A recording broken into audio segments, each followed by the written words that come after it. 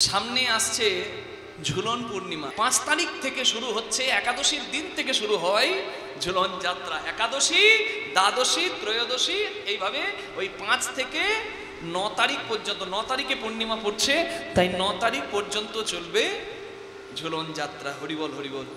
আপনাদেরকে বলি মা, যারা সেবা দিতে ভালোবাসেন, কাঠবোর্ড দিয়ে হোক, কাঠের হোক, কাগজের হোক, মোটা কাগজের হোক, দিয়ে রঙিন কাগজ দিয়ে আপনারা দোলনা বানাতে পারেন।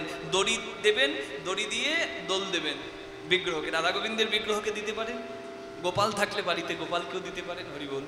এই যে রাধা গোবিন্দকে দোলানো হয়, এটা কি ভক্ত ভগবানের এই যে সম্পর্ক, এতে কি হয় জানেন? হরিবল।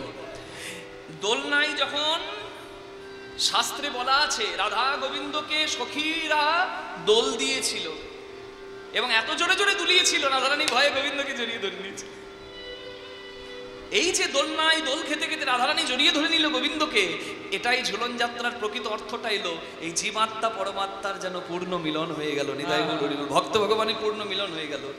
এই যে দোল দেওয়া হচ্ছে, কেন দেওয়া হয়? দোলনায় দোলানো হয় কেন? এটাও কিন্তু সেবা। কেন দেওয়া হয়? এই যে আর্দ্রতা, মানে হিউমিডিটি, এই দেখুন বর্ষাকালে ঘামে না শরীর বেশি? কেন ঘামে? কারণ জলীয় বাষ্প বাতাসে বেশি থাকে, হিউমিডিটি, আর্দ্রতা বেশি থাকে। এই জলীয় বাষ্প এবং গরমের জন্য আমার রাধা গোবিন্দের কষ্ট হয়।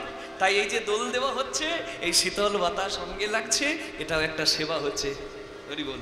সেবা খুব যত্নের জিনিস, সেবা বোধ থাকতে হয়। দ্বাপরে পরিচর্যায়ন, তাই দাপর যুগের ধর্মই ছিল সেবা। যেমন কলৌতা ধরি সংকীর্তনাথ, কলিযুগের সেবা নাম। হরিবল হরিবল। এই যে দোলানো হচ্ছে, কোন দিক থেকে কোন দিকে দোলানো হয়? যে কোনো দিকে আমরা দুলিয়ে দিই। বলে বাবা জায়গা না থাকলে কি করব? জায়গা না থাকলে আলাদা কথা, কিন্তু দিকটা অবশ্যই বজায় রাখবেন। পূর্ব থেকে পশ্চিম দিকে দোলানো হয়, যেমন পৃথিবীর আহ্নিক গতি, ঠিক সেই রকম পূর্ব থেকে পশ্চিমে দোলানোটা সর্বোত্তম। আপনি দোল দেবেন। হরিবল হরিবল। এটা মহাজাগতিক তত্ত্বকে নির্ধারণ করে। হরিবল। সৃষ্টি তত্ত্ব এর মধ্যে লুকিয়ে আছে। আর এই যে দোল দেওয়া হচ্ছে, হরিবল হরিবল হরিবল হরিবল, এখানেও কিন্তু এই যে সেবার মাধ্যমে ভগবানের প্রতি সমর্পণ ও ভক্তের হচ্ছে। নিতাই গৌর প্রেমানন্দে। হরিবল হরিবল হরিবল হরিবল। খুব বিখ্যাত, নবদ্বীপে বিখ্যাত, বৃন্দাবনে, মথুরায়, আর আরেকটা জায়গার বিখ্যাত, সেটা হচ্ছে আমাদের দেশে পশ্চিম বর্ধমানে। হরিবল। ঝুলনের মেলা হয় উখড়াতে। সেখানের ওই যে হলে ঝুলন যাত্রা এবং ওই দোলনা, এটা দর্শনের জন্য লক্ষ লক্ষ ভক্তের ভিড় হয়। ঝুলন যাত্রায় উখড়ায় প্রচুর ভিড় হয়। আপনারা বাড়িতে ঝুলন যাত্রা পালন করবেন, খুব যত্ন সহকারে সেবা দেবেন, এটাই প্রার্থনা সবার কাছে। কিভাবে 5টা দিন পালন করবেন? 5 ভাবে গোবিন্দকে সাজাবেন। 5 ভাবে। আমার ছোট্ট গোপাল বাড়িতে থাকলে, গোপাল কার কার বাড়িতে আছে একটু হাত তুলবেন? বা অনেকের বাড়িতে গোপাল আছে। গোপালকে দোলনায় বসাবেন আর 5 দিনে 5 ভাবে সাজাবেন। এটা হচ্ছে শাস্ত্রীয় নিয়ম। একদিন দোল পূর্ণিমার দিনে, একদিন ঝুলন পূর্ণিমার দিনে দুলিয়ে দিলাম তা নয়। যতবার যাত্রা হয় ততবার ভগবান মন্দিরে থাকেন না, নেমে আসেন, তাই না? দোলযাত্রা, ঝুলন যাত্রা, রথযাত্রা, রাসযাত্রা, নিতাই গৌর হরিবল। যাত্রাতে মানে যারা ভগবানের কৃপা মন্দিরে গিয়ে পেতে পারে না, তারা সচল ভগবানকে দেখবে চোখের সামনে, ভক্তের কাছে ভগবান ছুটে আসে যাত্রায়। হরিবল। 5 দিন 5 ভাবে, একাদশীর থেকে শুরু করে পূর্ণিমা পর্যন্ত 5 দিন 5 ভাবে সাজাবেন। কিভাবে? প্রথম দিন করবেন রাখাল বেশ। দ্বিতীয় দিন রাখাল বেশ মানে সখ্যভাবে রাখাল বেশ। রাখাল বেশ মানে আমার বিরাট শিশুরূপে লীলা করছেন। হরিবল হরিবল। দ্বিতীয় দিন যোগী বেশ, এই তত্ত্বের মালিক যোগেশ্বর গোবিন্দ, তার রূপ যোগী বেশ। তৃতীয় দিন সুবল বেশ, মানে সখার সঙ্গে যে লীলা, সেই লীলার অনুমতো মানে সুবল বেশ। প্রথম দিনে শিশু রূপে আমার গোপাল, যশোদার গোপাল। দ্বিতীয় দিন যোগী রূপে গোপাল, মানে মাটি খেয়ে জগৎ দেখালো, তবুও মা চিনতে পারলো না যে কি। হরিবল। দ্বিতীয় দিনে যোগী বেশে গোপাল, তৃতীয় দিনে সুবল বেশে গোপাল, চতুর্থ দিনে কোটাল বেশে গোপাল, মানে সংহারী, কংসারী, কংস উদ্ধারকারী, চানুর মুষ্টিক দমনকারী। আর শেষ দিনে রাজবেশে গোপাল, মানে রাজার বেশে আমার গিরিধারী লাল, নিতাই গৌর হরি বল, দ্বারকাধীশ রূপে নিতাই গৌর হরি হরি। আর বাকি সেবা কি দিতে হবে আপনারা জানেন। অবশ্যই অবশ্যই সবাই শুদ্ধ আহার গ্রহণ করবেন, ফলাহার শাকাহার করে থাকতে পারলে খুব ভালো। আর যারা পারবেন অবশ্যই, যারা এখনো পারছেন না তাদেরকে বলবো আগে নিরামিষ হয়ে যান আর তারপর পারলে প্রসাদ ভোজি হয়ে যান। আপনারা জানেন ঝুলন পূর্ণিমাতে কি হয়? ঝুলন পূর্ণিমা মানে কি? ঝুলন পূর্ণিমা মানে আমরা মনে করি শ্রাবণ মাসে শুক্লপক্ষের পূর্ণিমাকে ঝুলন পূর্ণিমা বলা হয়। এই ঝুলন পূর্ণিমার একটা কথা নয়, এই পূর্ণিমায় বহু কথা। এই ঝুলন পূর্ণিমার দিনের মাহাত্ম্য যদি শুনতে হয় তাহলে আপনারা বুঝতে পারবেন এই দিনটার কেন কথা আমি বলছি। ঝুলন পূর্ণিমার দিনে রাখি বন্ধন উৎসব হয়েছিল। রাখি কে কাকে বেঁধেছিল? প্রথম যখন বামন রূপে গেলেন বলি রাজাকে উদ্ধার করতে ভগবান, ভগবান বললেন আমাকে 3 পদভূমি দাও। বামন রূপে দিয়েছেন ভগবান। বলি রাজা অসুর, প্রচন্ড শক্তিশালী, দেবতারা তার ভয়ে পালায়। সেই বলিরাজের কাছে গিয়ে বলে 3 পদভূমি দাও। বলি রাজা বলে তুমি বলিরাজের কাছে এসে মাত্র 3 পা জমি চাইছো? তুমি আমাকে ছোট করে দিলে, বেশি কিছু চাও? বলে না, আমাকে 3 পা দিলেই হবে। বলি তো আর জানতো না যে এসেছে সে আর সাধারণ কেউ নয়, স্বয়ং শঙ্খচক্র গদা পদ্মধারী নারায়ণ। হরি বল হরি বল হরি বল। বলে বেশ, তোমার 3 পদ তুমি দেখাও, কতটা নেবে? 1 পদে স্বর্গ ঢেকে দিল, 1 পদে মর্ত ঢেকে দিল, আর একটা পদ যখন পাতালে দিতে যাবে বলে প্রভু ওই চরণটা তুমি আমার মাথায় দাও, তোমার চরণ মাথায় করে নিয়ে যেন আমি পাতালে যাই। বলি রাজা পাতালে গেল। বলিরাজের স্ত্রী শুক্রাত, বলিরাজের স্ত্রী, তিনি ওই বামন রূপে গোবিন্দকে দেখে প্রথমে ভেবেছিল যে আমি যদি সন্তান রূপে পেতাম আমি স্তন দুগ্ধ পান করাতাম। কিন্তু যখন দেখলো যে ওই বামন রূপী ছলনাময় ভগবান তার স্বামীর সর্বনাশ করলো, তখন বললো আমি তোমাকে স্তনদুগ্ধ পান করাবো, তবে মা হয়ে নয়, রাক্ষসী হয়ে তোমাকে মারবার জন্য। সেই বলিরাজার স্ত্রী জন্ম নিল পুতনা রাক্ষসী রূপে। নিতাই গৌর হরি বল। সেই বলিরাজা পাতালে গেল, কিন্তু বলিরাজা ভগবানকে বললেন প্রভু গো, আমি পাতালে গেলে তো তোমাকে হারিয়ে ফেলবো, আমি যে তোমার ভক্ত, তুমি আমার কাছে থাকবে। ভগবানকে দরজার দারোয়ান হয়ে থাকতে হলো বলিরাজের। এবার লক্ষ্মী মা আমার কাঁদছে, প্রভু আমার আসছে না। লক্ষ্মী তখন চালাকি করে গিয়ে বলিরাজার কাছে বলিরাজাকে রাখি বেঁধে, একটা সুতো দিয়ে হস্তবন্ধন করে রাখি বেঁধে বলল দাদা বোন যদি কিছু চাই দাদাকে তা দিতে হয়, তুমি দাও। বলে কি চাই? তুমি যখন আমাকে দাদা বলেছো বলো তোমার কি চাই? বলে আমার স্বামীকে আমি ফেরত চাই, তোমার দরজার দারোয়ান যে সেই আমার স্বামী। হরিবল হরিবল হরিবল। পুনরায় আবার মা লক্ষ্মী নারায়ণকে নিয়ে আসে। নিতাই গৌর প্রেমানন্দে হরিবল হরিবল হরিবল। এই দিনে রাখি বন্ধন উৎসব হয়েছিল ঝুলন পূর্ণিমার দিন, শ্রাবণ মাসে শুক্লপক্ষের পূর্ণিমার দিন 9ই আগস্ট এবছর পড়েছে, 9ই আগস্ট পূর্ণিমা। সেই দিনের মাহাত্ম্য আমি কেন বলছি? সেই দিনে আরো একটা তত্ত্ব আছে, আরো একটা তথ্য আছে। সেটা কি? এই দিনেই কৃষ্ণ কালীয় দমন করেছিল। নিতাই গৌর হরিবল হরিবল হরিবল। এই দিনেই হয়েছিল কালীয় দমন। এই দিনেই শ্রাবণ মাসের পূর্ণিমা, এই দিনটা ঝুলন পূর্ণিমা, এই দিনটা রাখি পূর্ণিমা। নিতাই গৌর প্রেমানন্দে হরি হরিবল। ভাতৃত্বের বন্ধনের জন্য রবীন্দ্রনাথ ঠাকুরও রাখি উৎসব করিয়ে দিয়েছেন সর্বধর্ম সম্মেলনে। হরিবল হরিবল হরিবল হরিবল হরিবল। আচ্ছা, রাখি পূর্ণিমা যে ঝুলন পূর্ণিমার কথা বলছি, ঝুলন যাত্রা, ঝুলন উৎসব, সেটা কি একটা কোনো দিন? না, এটাই আমরা বড় ভুল করে ফেলি। আমরা সেবা করি, কিন্তু আমরা সঠিকটা না জেনেই অনেক সময় নিজে থেকেই সেবা করতে চলে যাই। সেবা অপরাধ বলে একটা বস্তু আছে, সেবা অপরাধ। তাই সেবা যখন করব একটু জেনে নিতে হবে, এই জন্য গুরুচরণ আশ্রয় করতে হয়। নিতাই গৌর প্রেমানন্দে হরিবল। এই জন্য ভাগবত কথা, কৃষ্ণ কথা, কীর্তন এগুলো শুনতে হয়। এগুলোতে কিছু কিছু করে জানা যায় যাতে আমাদের আধ্যাত্মিক উন্নতি হয়, আমরা আরো সেবায় অনুরাগী হতে পারি। হরি বল।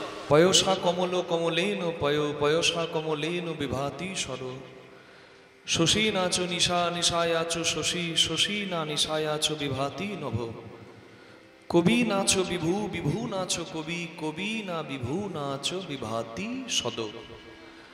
মহাকবি কালিদাসের অপূর্ব বাণী, যাকে সরস্বতীর বরপুত্র বলা হয়, যার লেখা স্তোত্রম আমরা সরস্বতী পূজায় উচ্চারণ করি, অঞ্জলি দিই।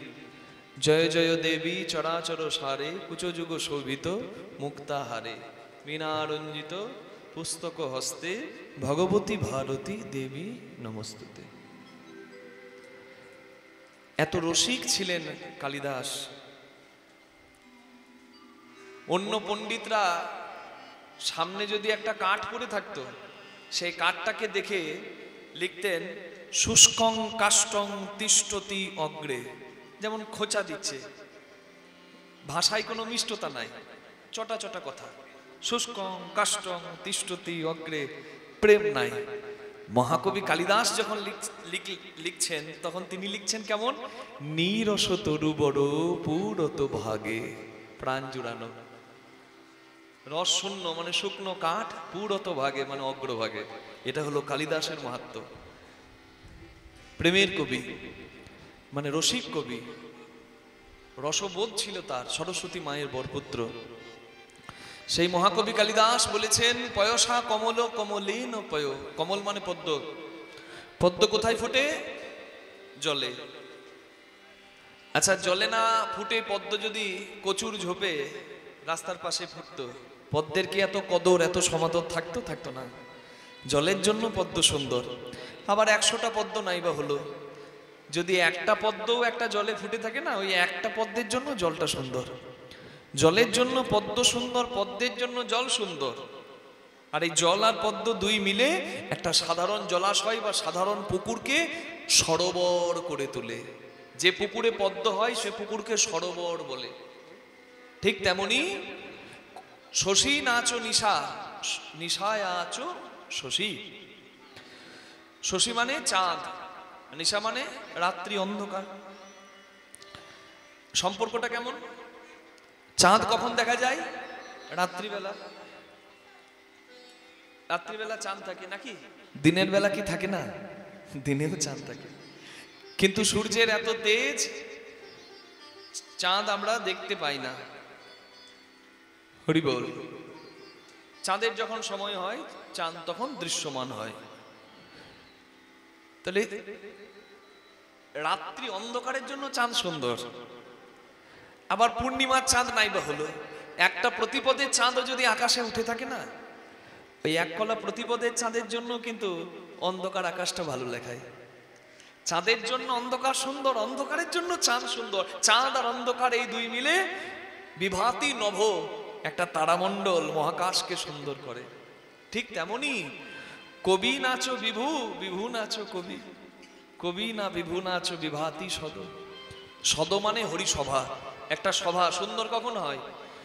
বক্তা উত্তম কিন্তু শ্রোতা চঞ্চল, হবে না।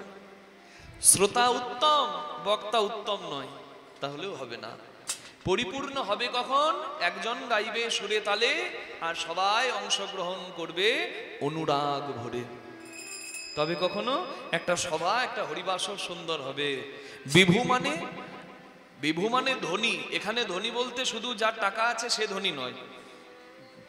আপনার টাকা আছে, আপনি ঘরে ভরে রেখেছেন, সুরুই পোকা পড়েছে টাকাতে, ওই টাকা কোনো সেবাই লাগছে না, ওই ধনের কোনো মূল্য নাই।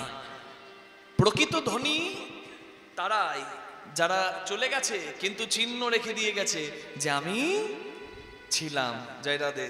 নাকি বাবা? নদী যে পথে যায়, নদী যদি পথ বদলায়, এই যাবেন শান্তিপুরে বাবলাতলা শ্মশানে, গঙ্গার পথটা বুঝে যাবেন। আজ থেকে 500 বছর অধিক পূর্বে চৈতন্য মহাপ্রভুর সময়ে গঙ্গার গতি একটু ভিন্ন ছিল। গঙ্গা তো নাই, কিন্তু চিহ্ন রেখে দিয়ে গেছে যে আমি এই পথে বইতাম। নদী গতিপথে বাধা পেলে গতিপথ বদলে নাই, কিন্তু চিহ্ন রেখে যায় যে আমি এই পথে একদিন বইতাম। হরি বল, হরি বল।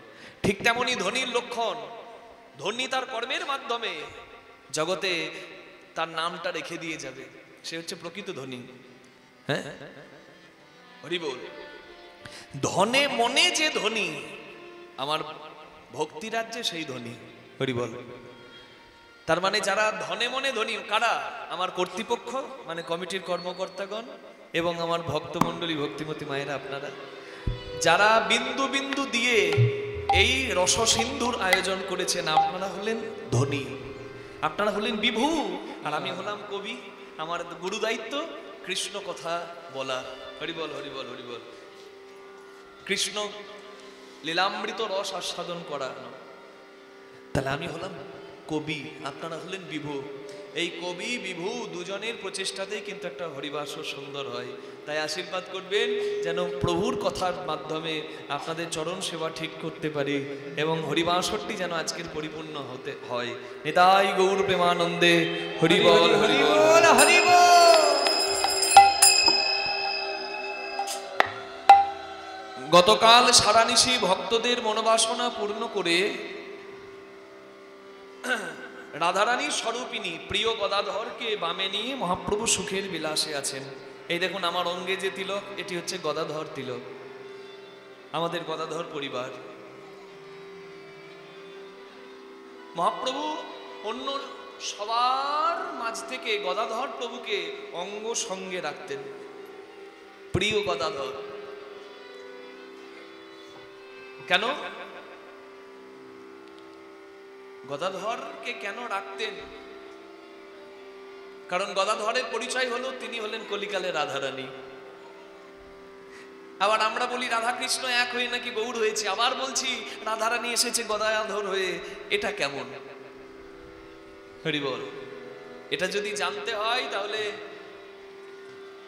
আমাদেরকে এই যে রাধা গোবিন্দ ঘুমিয়ে আছে আর এই যে এবার জাগানো, এর মাঝের একটা লীলা আছে। রাধা গোবিন্দ শয়নে আছে আর এই যে আমরা রাধা গোবিন্দকে জাগাবো, এর আগে একটা লীলা আছে। কুঞ্জ মাঝে রাধা গোবিন্দ শয়নে আছে আর রাধারানী দুঃস্বপ্ন দেখে উঠে কাঁদছে, যার নাম স্বপ্ন বিলাস। সেই স্বপ্ন বিলাস লীলাতে বলা আছে, নিধু বনে বিধু মুখী চৌদিকে সতী সখী তথি কাঁদি কাঁদি কহিছে বচন। রাধারানী দুঃস্বপ্ন দেখে চিৎকার করে কাঁদছেন।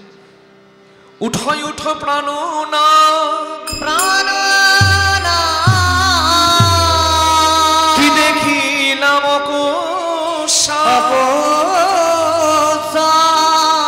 এক যুবক গৌর বর গৌর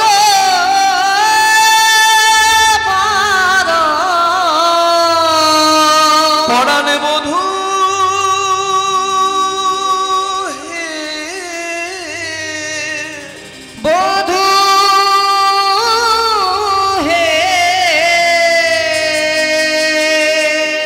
প্রাণনাথ,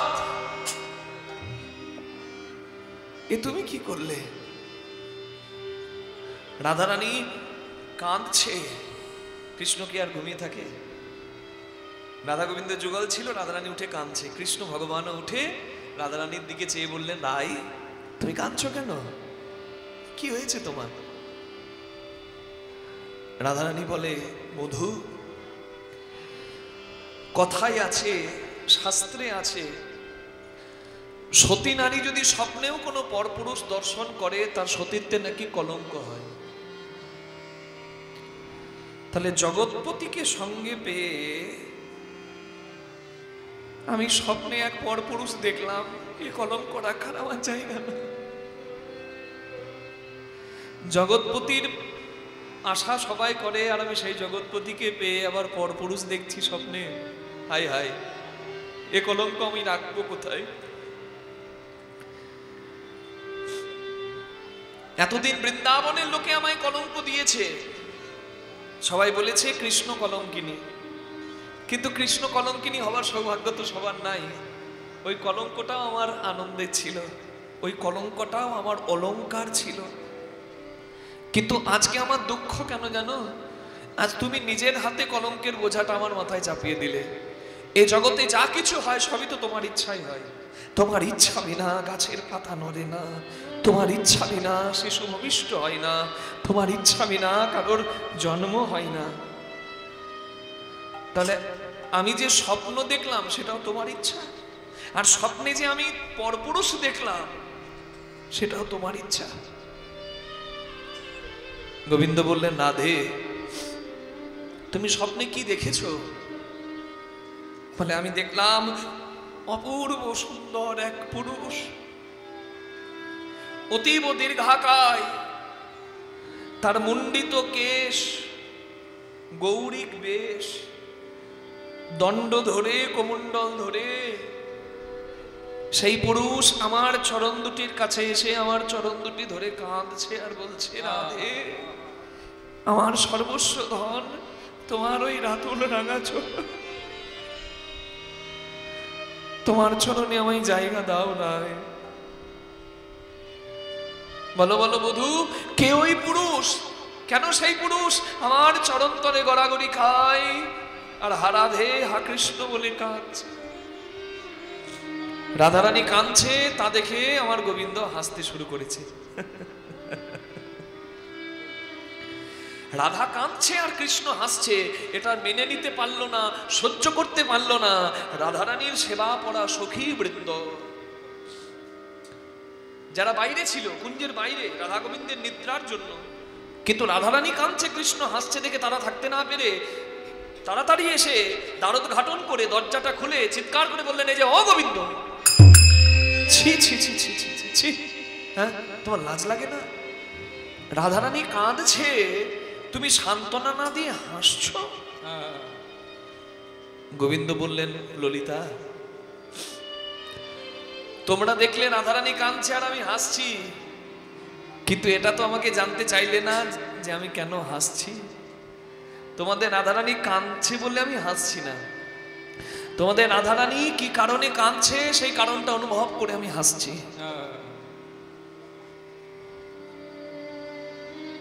কি কারণে তুমি হাসছো কই বলো দেখি? ললিতা, তোমাদের রাধারানী স্বপ্নে যাকে দেখেছে পরপুরুষ ভাবছে, সে তো কোনো পরপুরুষ নয়। স্বপ্নে যাকে দেখেছে রায়, সেই বেশেই তো আমি যাব আগত কলিকালে নদিয়ায়। সেদিন থাকবে না আমার রাজবেশ, আমি দণ্ড ধরে কোমণ্ডল ধরে সন্ন্যাসী হয়ে জীবের দ্বারে দ্বারে কেঁদে কেঁদে বেড়াবো রাধে। রাধারানী চিৎকার করে উঠলেন, বধূ তুমি যদি ওই পুরুষ হবে তাহলে কোথায় গেল তোমার সেই ধরা চূড়া? কোথায় গেল কনের মোহন মুরলী? কোথায় গেল তোমার সেই ত্রিভঙ্গ মূরতি? ত্রিভঙ্গ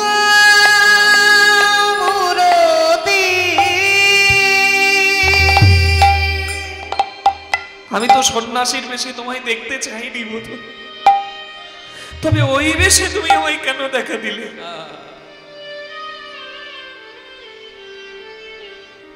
গোবিন্দ নয়নের জল রাধারানীর চরণে সঁপে দিয়ে বললেন, চরণ দুটি ধরে রাধে, সত্য যুগে আমি শঙ্খচক্র গদা পদ্মধারী নারায়ণ রাজবেশ, ত্রেতাতে আমি মর্যাদা পুরুষোত্তম শ্রীরাম রূপে রাজবেশেই এলাম, দাপরে আমি বৃন্দাবনে রাখাল রাজা, আবার দ্বারকায় হব যদুকুলনাথ রাজা ধীরাজ শ্রীকৃষ্ণ। কিন্তু আগত কলিকালে আমার আর রাজা হবার স্বাদ নাই রায়। তুমি কৃষ্ণ বলে কেঁদে কি সুখ পাও তা তো আমি জানি না। কই ছন তোয়া প্রেমা, কই ছন মাধুরিয়া মাধুরিমা, কই ছন সুখে তুহু ভোর, এ তিন বাঞ্ছিত ধন ব্রজে না হইল পূরণ, ভাবি কিছু না পাই আল্লাহ মোর। ভক্তরা আমার নাম করে কেঁদে কি সুখ পায়? কি আছে? বিষয় হয়ে তো আর বিষয় ধনে ধনী হওয়া যায় না। বিষয় হতে গেলে বিষয়কে জানতে গেলে আশ্রয় হতে হয়। নকল বিষয় নয়, পূর্ণ বিষয়। আমার গোবিন্দকে জানতে গেলে আশ্রয় নিতে হয়।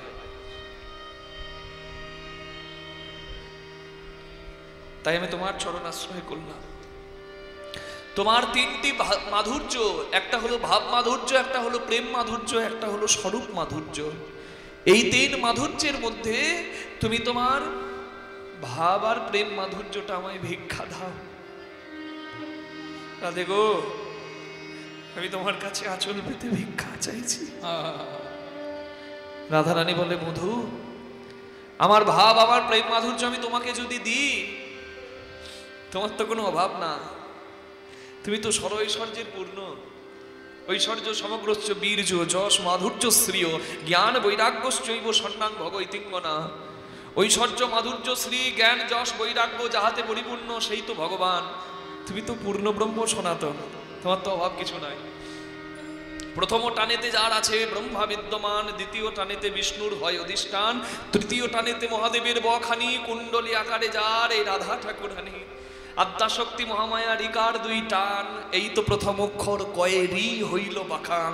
চন্দ্র সূর্য বরুণ পবন হুতাসন, স্বর্গ মর্ত পাতাল জুড়িয়া ত্রিভুবন। এই সব ধ্যান যোগে জানিতে পারিয়া, কৃষ্ণ নাম রাখেন গর্গ ধ্যানেতে জানিয়া।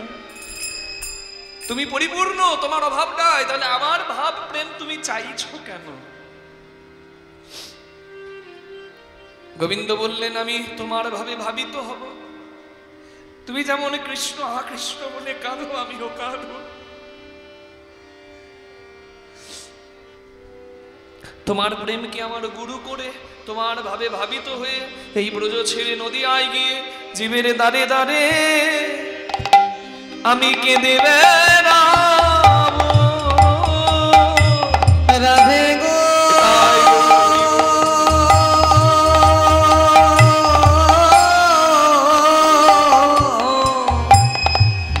আমি দাঁড়ে দাঁড়ে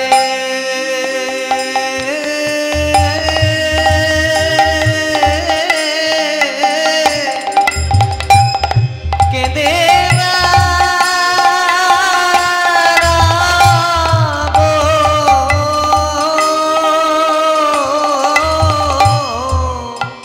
রাধে গো, জীবের দাঁড়ে দাঁড়ে আমি কেঁদে বেড়াবো।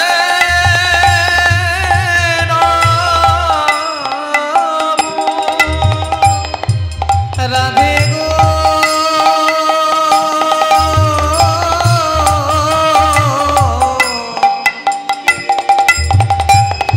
জীবের দাঁড়ে দাঁড়ে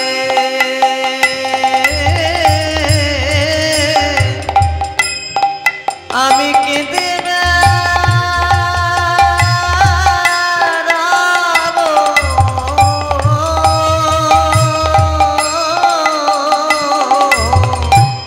তোমার প্রেমের ডালি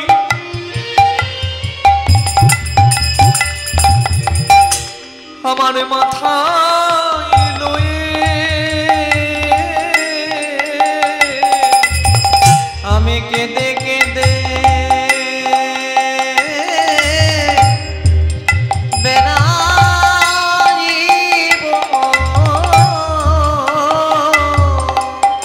আমি কলিকালে গিয়ে জীবের হাতে ধরবো, পায়ে পড়বো, দোলায় গড়াগড়ি দিয়ে বলবো, ওগো কলির জীব, কৈশ্য মাতা কৈশ্য পিতা কৈশ্য ভারে যা সহ ধরা, কায়িক প্রাণে না সম্বন্ধ, কা কস্য পরিবেদনা। কে ভাই, কে মা, কে বাবা, কে তোমার স্ত্রী। এ জগৎ সংসারে যার জন্য কাঁদবে কখনো কেঁদে শান্তি পাবে না। যদি কাঁদতে হয় যেন কেঁদো তোমরা কৃষ্ণ বলে, কেঁদো তোমরা কৃষ্ণ বলে, কেঁদো তোমরা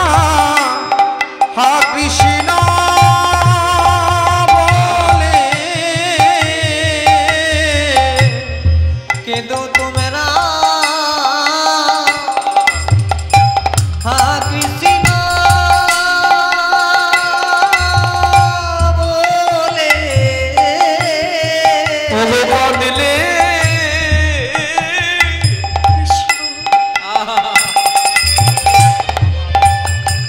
কৃষ্ণ নিকট হবে কেঁদো তোমরা কৃষ্ণ বলে, তোমরা কাঁদলে কৃষ্ণ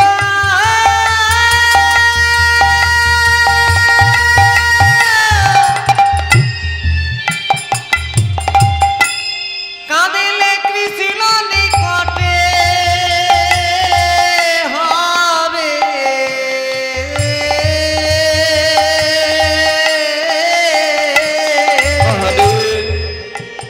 শুধু কেঁদো তোমরা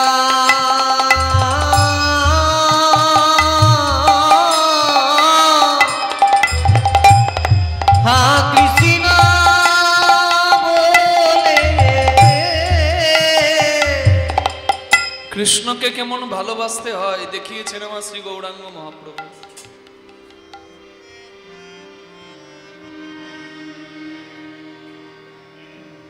গৌরাঙ্গ মহাপ্রভুর অন্তিম দশা কি হয়েছিল আপনারা জানেন।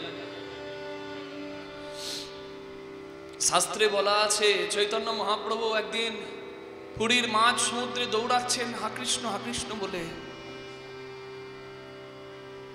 পুরীর সমুদ্রে ঝাঁপ দিয়েছেন। এক মৎস্য শিকারী তার জালে গৌরাঙ্গকে পেয়েছেন। স্বরূপ দামোদর ছুটে গিয়ে ভক্ত সঙ্গে মহাপ্রভুকে নিয়ে এলেন। মহাপ্রভুর শরীরটা সাদা হয়ে গেছে, কিন্তু তখনও প্রাণ বায়ু বইছে। কর্ণে কৃষ্ণ নাম দিলেন মহাপ্রভু, আবার চৈতন্যময় হলেন। অচৈতন্য থেকে চৈতন্য এলেন।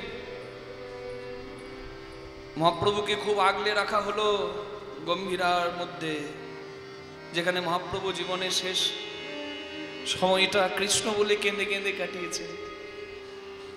বাইরে সব সময় ভক্তরা আছে, স্বরূপ দামোদরের চোখে ঘুম নাই, গোবিন্দ তারা বাইরে আছে। হঠাৎ মাঝরাতে গোঙানোর আওয়াজ আসছে, চিৎকারের আওয়াজ আসছে। বলে প্রভু কি এখনো ঘুমাই নাই? গোবিন্দ,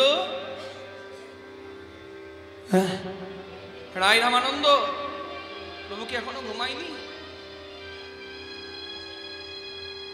দরজাটা খুলে দেখলেন রক্তাক্ত সারা গম্ভীরা। মহাপ্রভুর কপাল ফেটে, চোখ ফেটে, নাক ফেটে রক্ত গড়াচ্ছে। মুখটা দেখে চেনা যাচ্ছে না, বিবর্ণ হয়ে গেছে, সারা অঙ্গে রক্ত ঝরছে। গম্ভীরার মাটি ভিজিয়ে দিয়েছে রক্ত, সারা দেওয়ালে দেখছে রক্তের চিহ্ন। স্বরূপ দামোদর চিৎকার করে বলে, গৌরহরি তুই কি করেছ?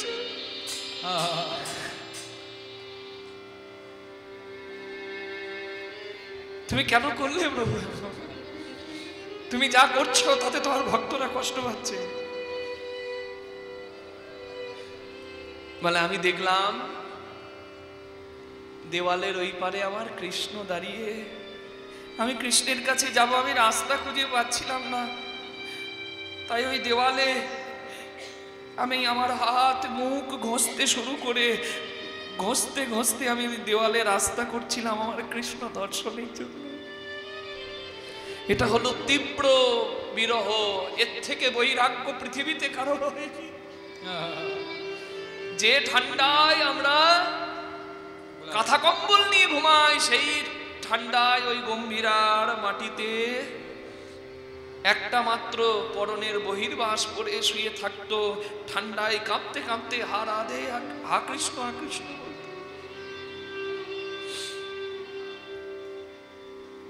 শেষে পুরীর মন্দিরে দর্শন করতে নিয়ে যাওয়া হলো গৌরাঙ্গ মহাপ্রভুকে শেষবারের মতো।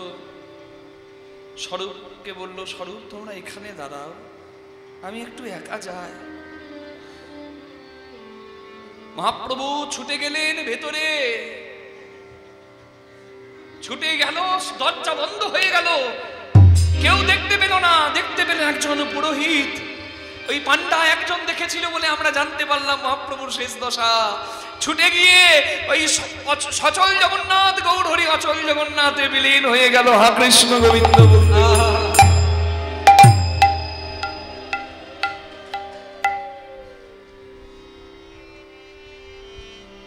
সচল জগন্নাথ অচল জগন্নাথে হা কৃষ্ণ গোবিন্দ বলে মিলিয়ে গেল। মহাপ্রভু কাঁদলো বলেই কিন্তু জগন্নাথের মধ্যে মিশে গেল। তাই তো বলে কাঁদো তোমরা হা কৃষ্ণ বলে, কাঁদো কাঁদো তোমরা কৃষ্ণ বলে, কাঁদলে কৃষ্ণ নিকট হবে।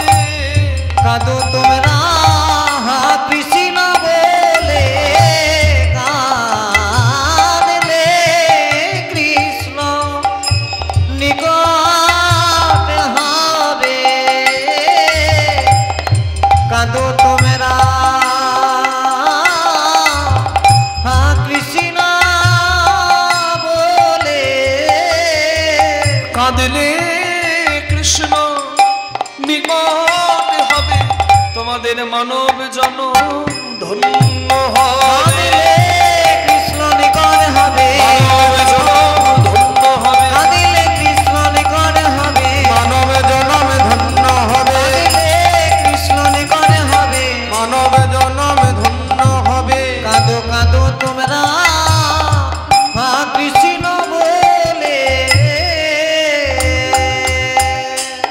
হরিবল হরিবল হরিবল। তাই রাধারানীর ভাব আর রাধারানীর প্রেম অঙ্গে নিয়ে আমার গৌরাঙ্গ মহাপ্রভু কৃষ্ণ বলে কাঁদার জন্য, কেঁদে জগৎকে শিক্ষা দেবার জন্য যে আমি কাঁদছি তোমরাও কাঁদো। কাঁদতে হলে কৃষ্ণ বলে কাঁদো।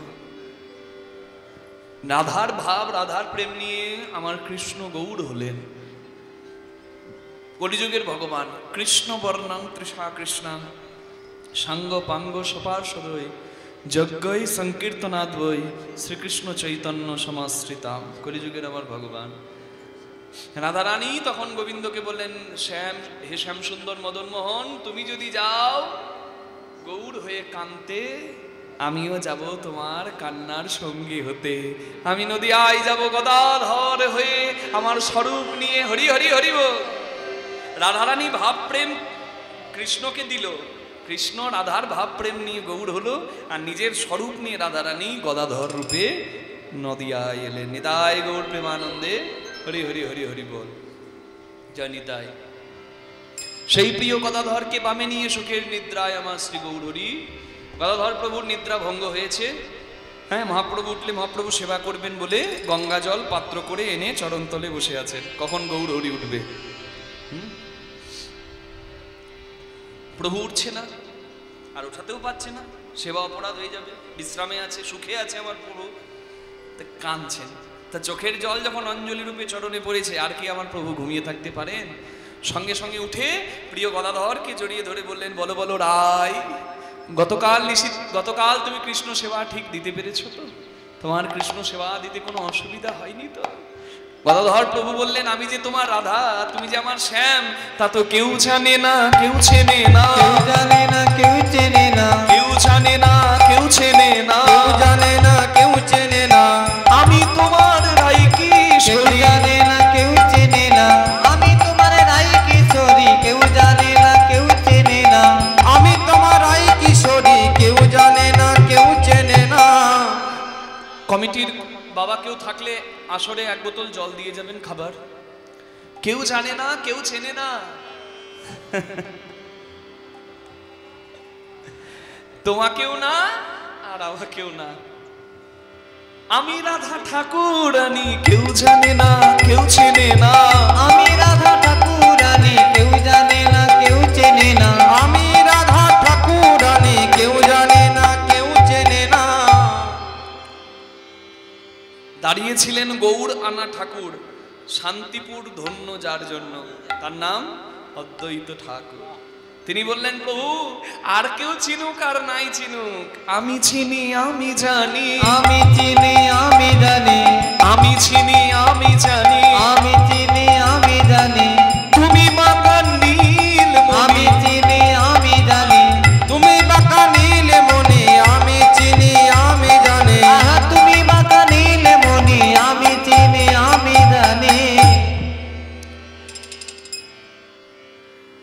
আজ ভক্তকে পেয়ে খুব আনন্দে আমার গৌড়রে। যুগল সবসময় ভালো, ভক্ত ভগবানের যুগল, কি আনন্দ আমার গৌড়রির। সহজই নিজ ভাবে আজ গদ গদ অন্তর, সহজরি নিজ ভাবে ওবে গর গর অন্তর রে।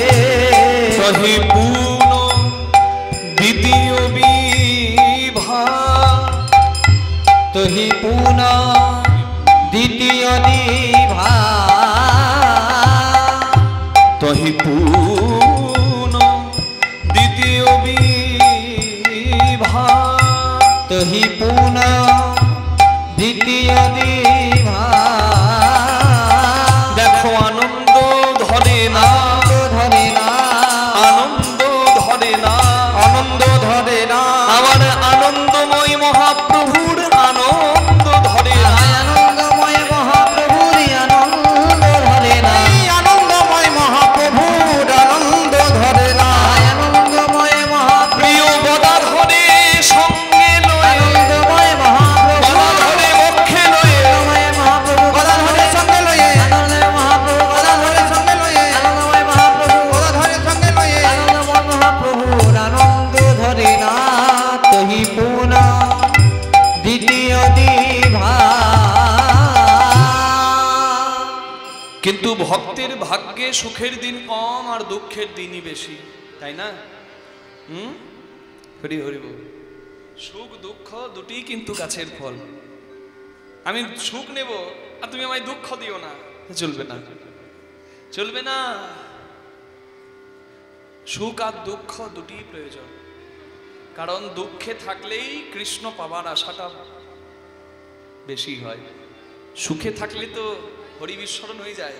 যায়নি তাই? হরি বল। কুরুক্ষেত্রে যুদ্ধ শেষ, হস্তিনাপুরের রাজ ঐশ্বর্য অধিকারী হলো কে? যায়নি তাই? যুধিষ্ঠির। পাণ্ডবদের জয় হলো, অর্থাৎ ধর্মের জয় হলো, কৌরবদের পরাজয় হলো, অর্থাৎ অধর্মের নাশ হলো। কৃষ্ণ ভগবান সবাইকে বিদায় জানাচ্ছে, পঞ্চ পাণ্ডবকে বিদায় জানালেন, হ্যাঁ, সখী দ্রৌপদীকে বিদায় জানালেন। শেষে পিসিমণি কুন্তিকে বিদায় জানিয়ে যখন চলে যাচ্ছে, পিসিমণি বলে, কৃষ্ণ, আমি তোর কাছে কোনোদিন কিছু সেভাবে নিজের জন্য চাইনি, আজ আমি আমার নিজের জন্য চাইছি, তুই আমাকে দিবি বাবা? বলে, বলো পিসিমণি কি চাই? বলে, আমি তোকে একটা প্রণাম করতে চাই। তুমি আমার পিসিমণি, তুমি আমাকে প্রণাম করবে কি? বলে, আমি জানি আমি তোর পিসিমণি, কিন্তু আমি তো এও জানি যে তুই কে। পিসি মাসি এরা হলো মায়ের জাত, এরা কি চিনতে না পারে সন্তানের রূপ? বলে, পিসিমণি সবার দেখার আগে দূর থেকে করে নাও। কুন্তী হাত জোড় করেছে কৃষ্ণের কাছে, বলে, এবার আসি? বলে, প্রণাম করলে তো কিছু আশীর্বাদ করতে হয়, আশীর্বাদ দিবি না? বলে, বলো পিসিমণি তোমার কি চাই? বলে, কৃষ্ণ যদি দিতে হয় তাহলে আমাকে এই জগতে যত দুঃখ কষ্ট যন্ত্রণা আছে সব দে। অবাক হয়ে গেছে আমার গোবিন্দ, কি বলছো? কেউ জীবন চায়, কেউ যৌবন চায়, কেউ মান চায়, কেউ সম্পদ চায়, তুমি আমার কাছে দুঃখ চাইছো কেন? কৃষ্ণ, যখন কেউ ছিল না পাণ্ডবদের সহায়, অভাগার মতো বনে বনে ঘুরে বেড়াতো পঞ্চ পাণ্ডব আমার সন্তান, তখন ছায়ার মতো তুই সঙ্গী ছিলিস, কত ভালোবেসে কত আদর করে আমাকে পিসিমণি বলে ডাকতিস। আজ আমার সন্তানরা রাজ ঐশ্বর্য পেয়েছে, আজ সুখের দিন এসেছে পাণ্ডবদের, আর তুই বিদায় জানিয়ে চলে যাচ্ছিস। তা যে সুখে গোবিন্দ বিদায় জানিয়ে চলে যায়, সেই সুখ যে আমি চাই না মাধব। সুখ তো আমি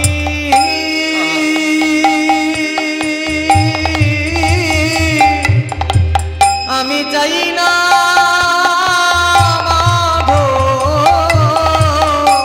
ওরে যে সুখে গোবিন্দ হারা, সেই সুখ তো আমি চাই না মাধব।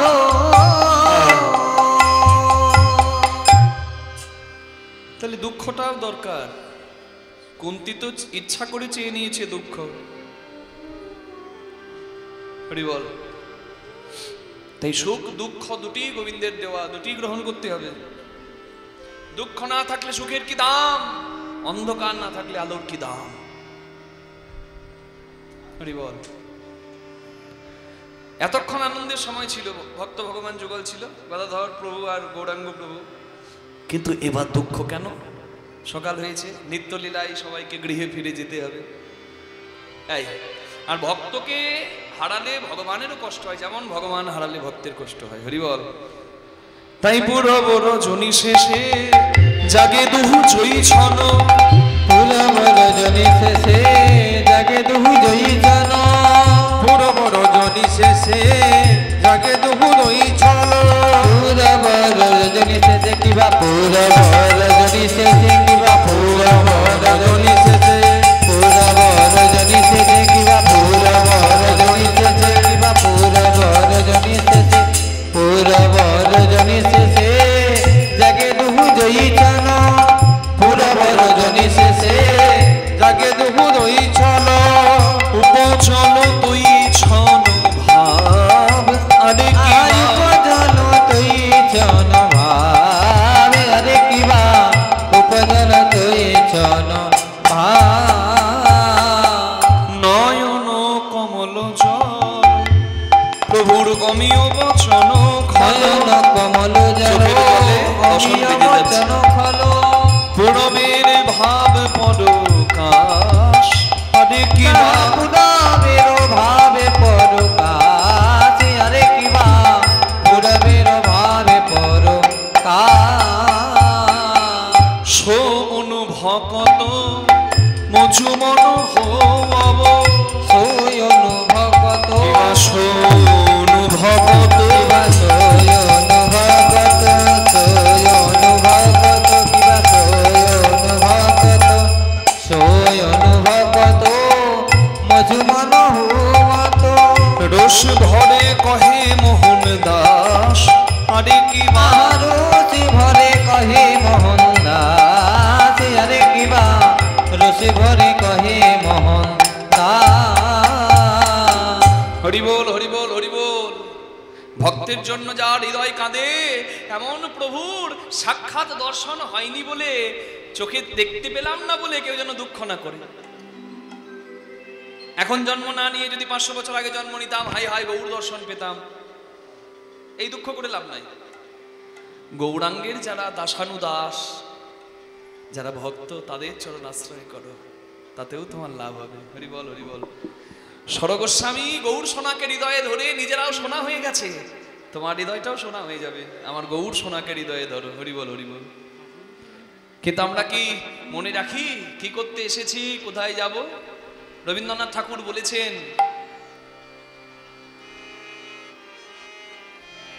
কি ফেলে এসেছো সেটা একবার অনুভব করো।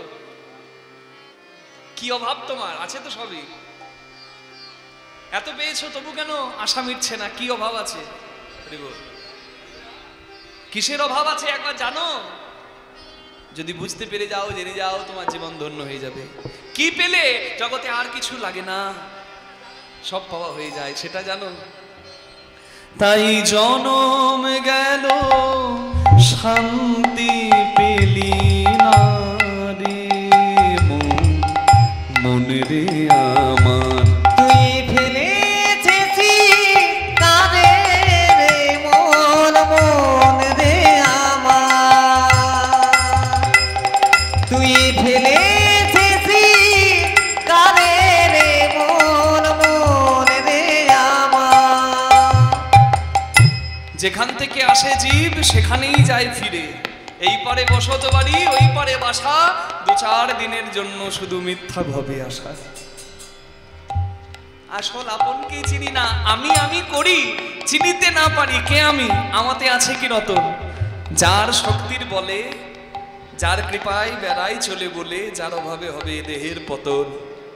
যে পাখি না থাকলে এই খাঁচা মূল্যহীন, যতই পাউডার ফেয়ার অ্যান্ড লাভলি মেখে সুন্দর করি খাঁচাকে, এ পাখি বিদায় নিলে খাঁচা কুৎসিত হয়ে যাবে। নাকে হাত দিয়ে সবাই বলবে এবার সৎকার করো, জয় রাধে। যে পথ দিয়ে চলে এলি সে পথ এখন ভুলে গেলি রে, কেমন করে ফিরবি পাহাড় দারে মন, মনে রে আমার তুই ফেলেছিস কারে রে মন, মন রে আমার। তুই ফেলেছিস কারে রে মন, মন রে আমার। অনুভব করতে হবে। নিরালায় বসে একবার ভাবো, প্রকৃতির নির্জনতায় গিয়ে একবার নিজেকে অনুধাবন করো, নিজের অস্তিত্বকে চিন্তা করো। ভিড়ে হারিয়ে যেও না, ভিড়ের মাঝে নিজেকে সময় দিয়ে নিজেকে জানার চেষ্টা করো। নদীর তীরে থাকি রে কান পেতে, কাঁপে রে প্রাণ পাতার মোর মোরেতে। নদীর তীরে থাকি রে কান পেতে, কাঁপে রে প্রাণ পাতার মোর মোরেতে। মনে হয় যে পাবো খুঁজি কুলের ভাষা যদি বুঝি রে, যে পথ